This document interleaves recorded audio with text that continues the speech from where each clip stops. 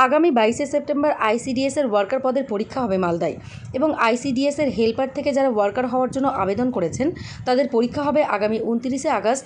আজ এই সংক্রান্ত বিষয় নিয়েই মালদা জেলা প্রশাসনের পক্ষ থেকে এক বৈঠক ডাকা হয়। জেলা প্রশাসনিক ভবনে আয়োজিত এই বৈঠকে উপস্থিত ছিলেন উত্তরবঙ্গ উন্নয়ন জলপথ ও সেচ দপ্তরের প্রতিমন্ত্রী সাবিনা ইয়াসমিন, জেলাশাসক নিতিন সিংহানিয়া, চাঁচলের বিধায়ক নিহারঞ্জন ঘোষ সহ আধিকারিক থেকে শুরু করে আরও অনেকে।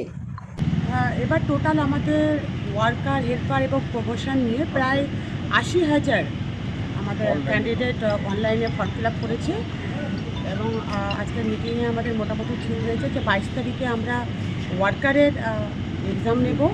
প্রায় 50,000 ক্যান্ডিডেট রয়েছে এবং হেল্পার এবং যারা হেল্পার থেকে ওয়ার্কার হবে এরা প্রায় 30,000-এর মতো আছে।